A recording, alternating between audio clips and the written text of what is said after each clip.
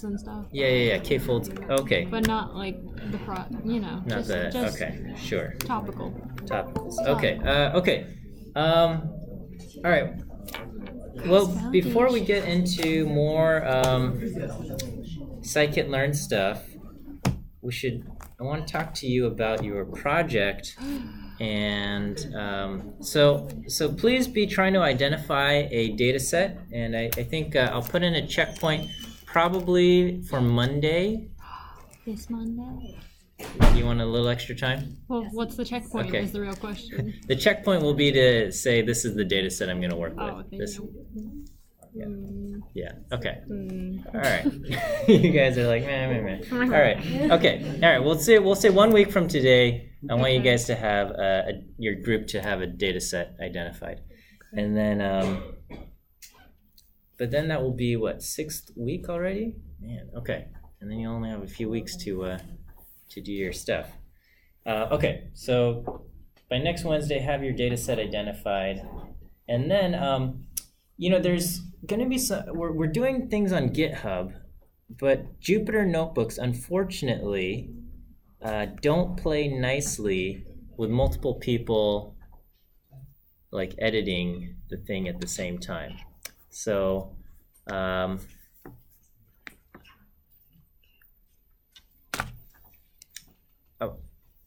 try to find some workarounds. One possibility, I think, is like you can have in your notebook, like people can write like separate scripts, and then in the notebook we like import the script and it'll run. Because if you branch off and you're editing a notebook and then you merge it back in, and then somebody else is working on a different branch and updates the notebook, it can break it.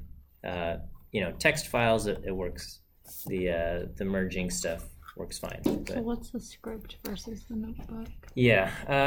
So the TA Hao and I will come up with something, and we'll offer you guys a solution for this. But we're trying to figure this out. So just stay tuned. Stay tuned. There's also something called the Collaboratory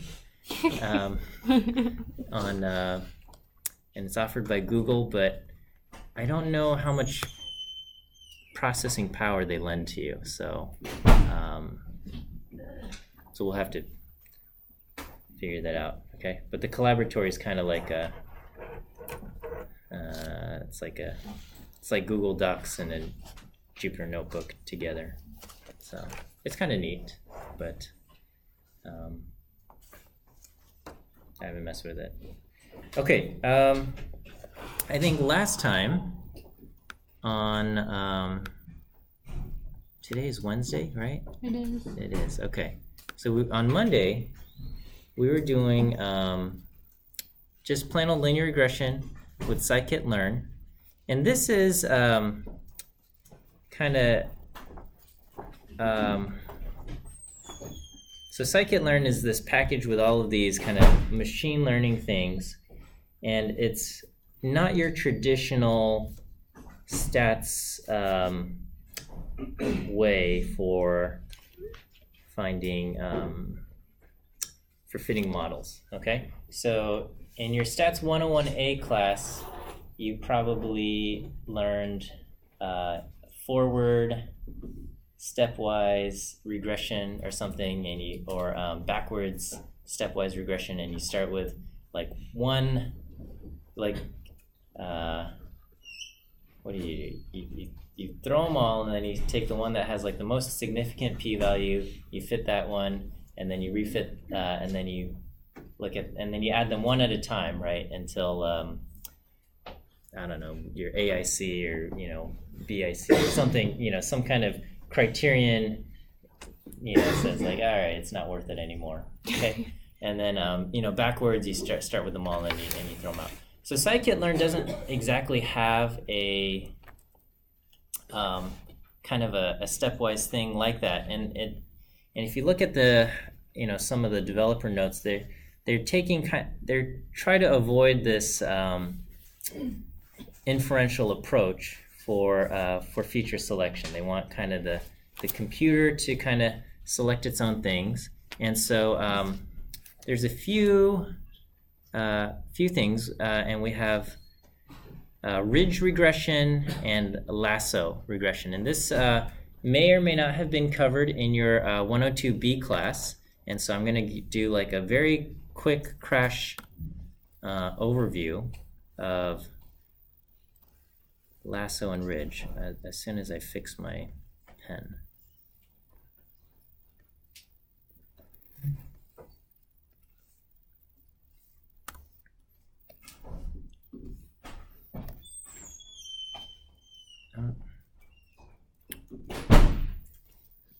This is, they updated the Sketchbook app, and now that login screen pops up every time. It's a tiny bit annoying. Every time you want to like use a program, it asks you to log in, but whatever. Okay. Okay, so first of all, we have OLS, ordinary least squares regression, right? And for OLS, your what we're trying to do is the objective is minimize the sum of squared residuals. Okay, so this is our loss function is the sum of y minus y hats, sum of squared residuals. Okay, this is what we have. And then for ridge regression, we have a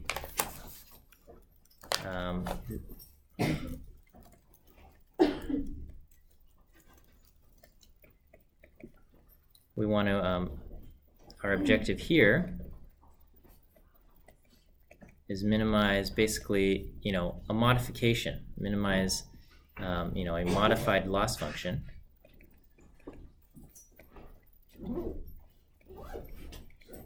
And so our loss function here has the same sum of squared residuals, and plus you have this parameter that takes each coefficient and squares them. Okay, so this is each coefficient squared times like a kind of a penalty weight.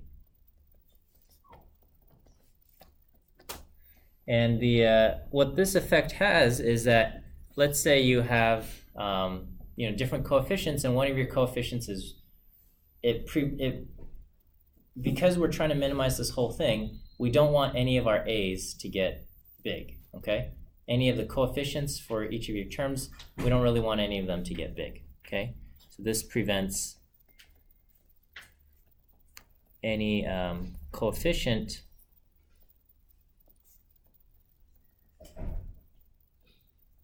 from getting too big. Right. And this is, complicating our loss function by adding these things. This is known as regularization.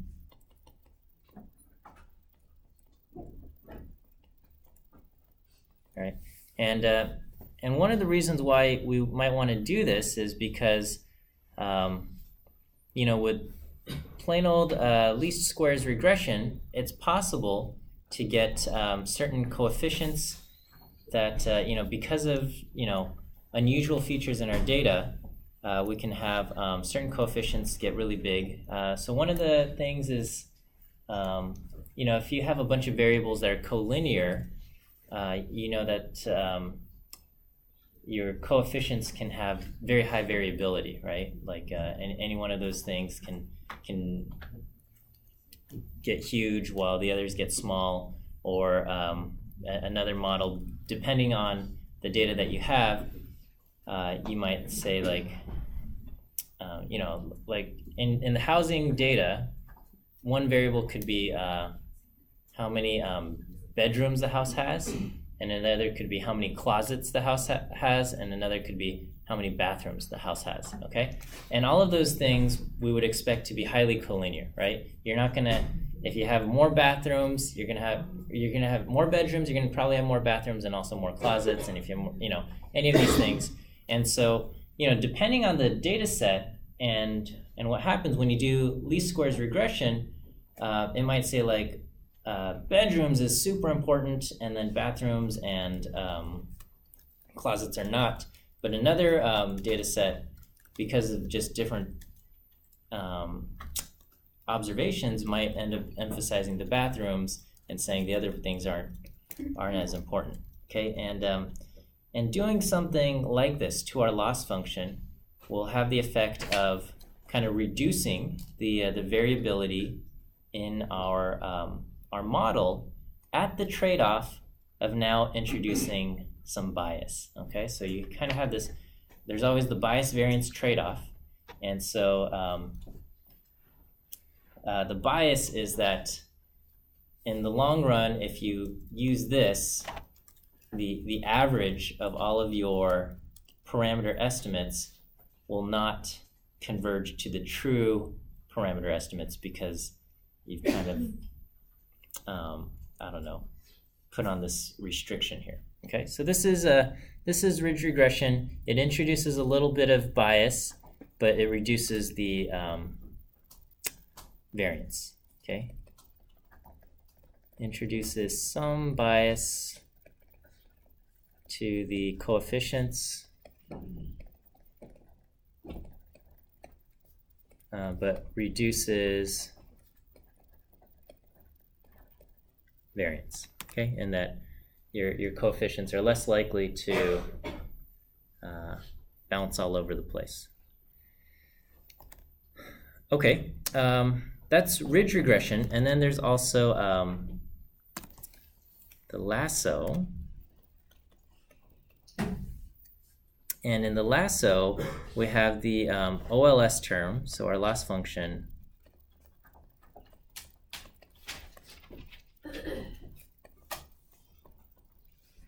is the OLS term, and then we add the absolute values of the coefficients. Okay, so we have alpha times, so rather than,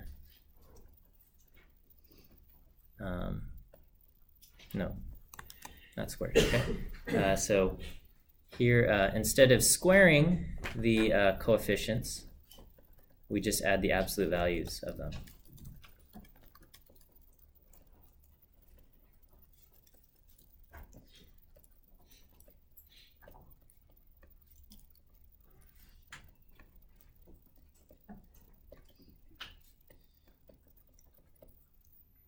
Okay, and depending on this alpha, so this alpha kind of determines how much penalty there is.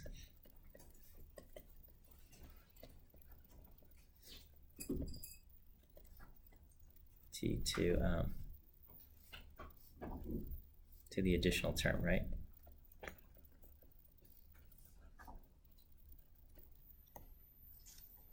And so basically, if bringing in a coefficient, okay, doesn't offset how much your kind of sum of squared residuals is reduced, then it's going to optimize towards 0. Okay, so so if you bring in a coefficient, like one of the terms, you know, currently, if you're, let's say you've got, you know, y hat is equal to a1 times x1 plus a2 times x2 plus some intercept b. Okay, and then we are considering y hat is equal to a1 x1 plus A2x2 plus A3x3, okay, plus B, right? And so the whatever this value is, okay, the amount that A3 times alpha has to be greater than, has to introduce enough of a kind of a reduction in the sum of squared residuals. Has to introduce enough of a reduction in the sum of squared residuals, okay? Otherwise, it will say it's not worth bringing in this extra term because my total loss function, so maybe, you know, adding terms will always kind of bring down your sum of squared residuals because you can start to maybe overfit your data a little bit. And so, you know, making our model more complex might reduce our sum of squared residuals by, you know, 3 points, okay? But if alpha times the coefficient A is greater than that 3-point difference, then we're going to say it's not worth it, and it's going to not be considered, okay? And a tendency of the lasso, because of the absolute value function, which, you know, forms these corners, there's a tendency for the lasso to zero out a lot of coefficients, okay? So the lasso has a tendency to choose coefficients to be equal to 0. Sorry, my notes are all over the place, but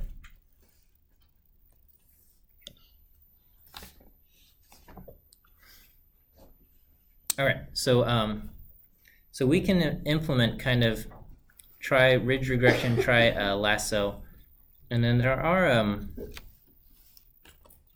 was looking for, you know, kind of some feature selection things, and there's recursive feature elimination, which will kind of throw some features away and whatnot. But here, let's I'm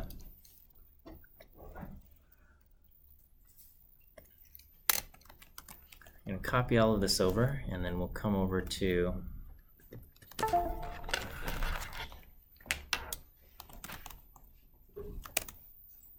our new notebook and continue this on. So we're going to import linear model from Scikit-Learn, and then let's bring in our Boston housing data.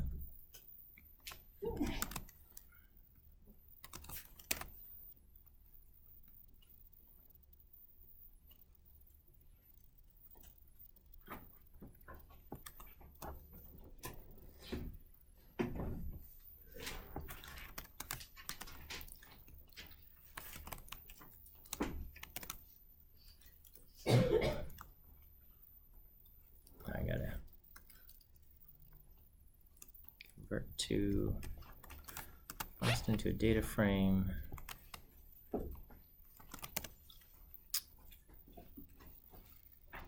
And then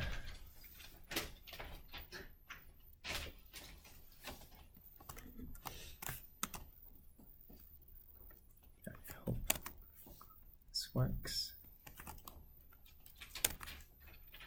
I'm going to initialize our model. And then we're going to fit it right here. Okay, so just to recap of what I've done, we're going to load up NumPy, Pandas, Matplotlib, and Scikit-Learn. And from Scikit-Learn, we're going to draw in a linear model, okay? And then from Scikit-Learn's internal databases, we will also bring in the Boston data set, okay? And the Boston data set we will turn into a Pandas data frame. And when we initially bring that in, it doesn't have any column titles. And so here I'm taking the within the kind of the Boston data set, we're going to take the column names and assign them as such. The target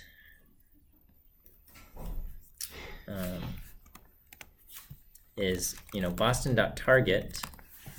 This is an array of values, okay? And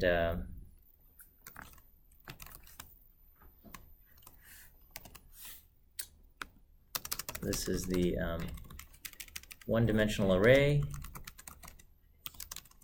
of values that we are trying to predict. Okay. And we initiate the create an instance of the linear regression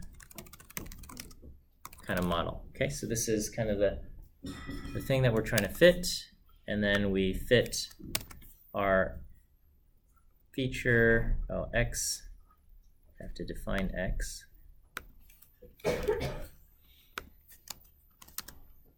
X is going to be basically Boston.data. Or, well, no, we'll just do Bos. I think that should work. Okay. All right, so we got Bos model, and we can ask for the coefficients, and here we go. Okay. If we wanted to do something a little bit different and try doing, say, ridge regression or something like that, okay, instead of doing the linear model, okay, we can do linear.model, linear underscore model dot ridge, okay, so all of this stuff you can do Scikit-Learn ridge regression,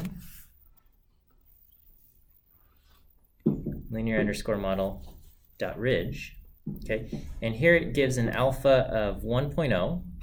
That's kind of the parameter, the default thing. So we'll call this the ridge model. Will be linear.model ridge. So it's kind of in the same way that we create an instance of the thing that we want. Here was linear regression. I'm going to call this ridge model and create an instance. So this one, I'll go ahead and specify alpha is equal to 1. And then I'm going to do ridge model dot fit, and we're going to fit x to our target. And I'm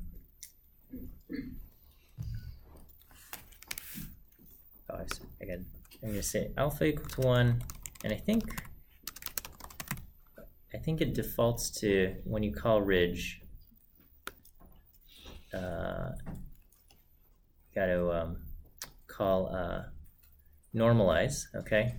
If true, the x regressors will be normalized before regression by subtracting the mean and dividing by the L2 norm, being kind of the size there. So this basically said normalize, you have a few options, right? So normalize will kind of put the values on similar scales. So if square footage could be will range from like 0 to like 2,000, right? And whereas the number of bedrooms would go from 0 to 5, and so if both of those things play a role, then kind of the coefficient for bedrooms will naturally be much larger than the coefficient for square footage.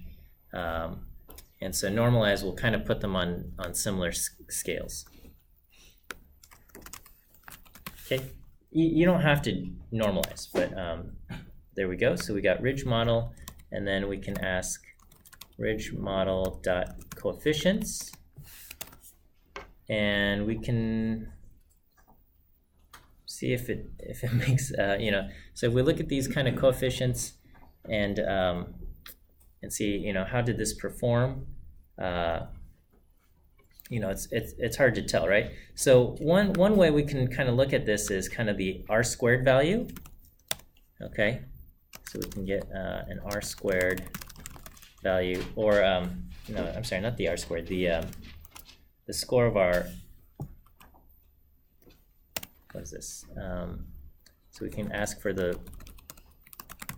score of our Boston model. Okay. Oh, we need to give it our x and our y, and Boston.target. Okay, and so this is kind of what it gets, and then we can ask over here ridge model dot score between our x and the target. Okay, and the score here seems to be lower, but that's okay, because we're kind of holding the terms back from varying too much. Okay, the advantage of the regularization can be seen from when we do some cross-validation. Okay, so at this point, right now, we've just tried to fit all the data. Okay, we used all 506 rows, and we said, let's fit them all. Okay, but we can do a cross-validation and say, you know what, I want to split up some of our data into smaller groups and see how it works, right? So in cross-validation, let me come back and draw over here.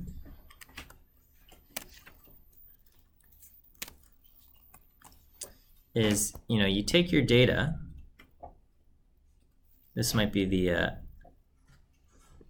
entire data set, and basically you're going to split this up into kind of training and testing, right? And then so you use this to fit your model,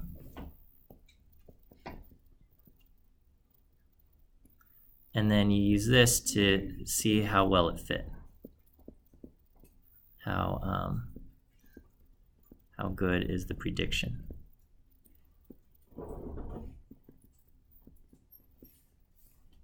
Okay, and when we do some like k-fold cross-validation, we just have a system for splitting the training and the testing, rather than just arbitrarily saying, here we're going to throw some test data over here and some test data over here with something like k-fold. You know, over here you've got one chunk. This will be your test. And then in another one, you'll have this part will be the testing data. And in all of these, you're fitting different models. So this would be something like a four-fold cross-validation.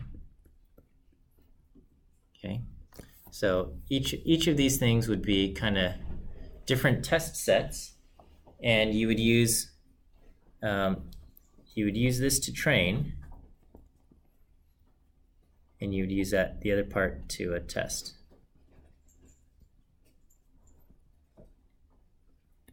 And then so you would get four kind of validation scores, okay, with four-fold. So in this case, k equals 4.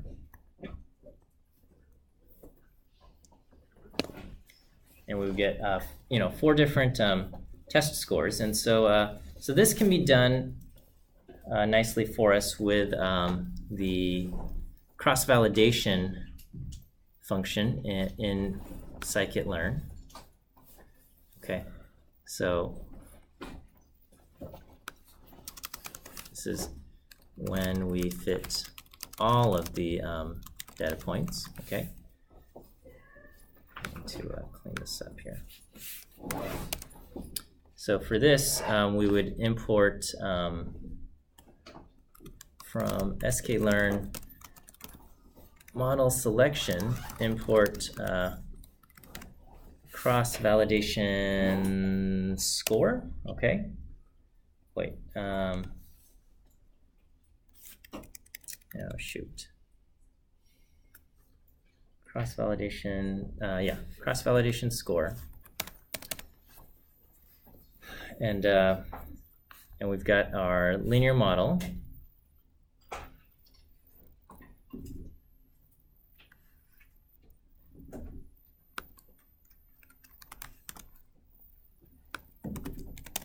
And then what we want to do is we want to get kind of our cross-validation results. And this will be, we're going to call cross-validation score on the model that we're creating based on our X and our target values. And we can say this will be 5-fold cross-validation.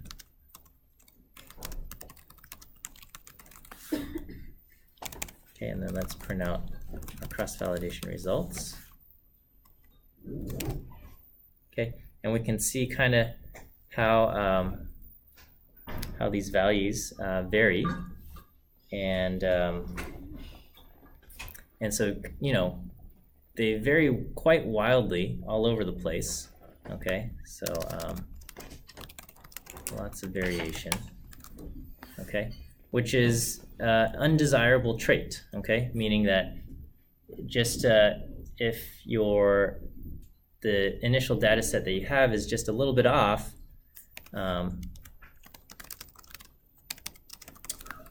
it can greatly affect the kind of analysis that you get. Okay.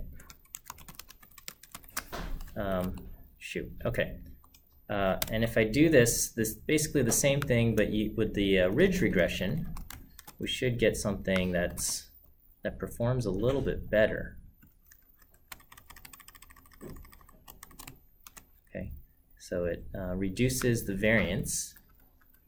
So let's call this ridge model.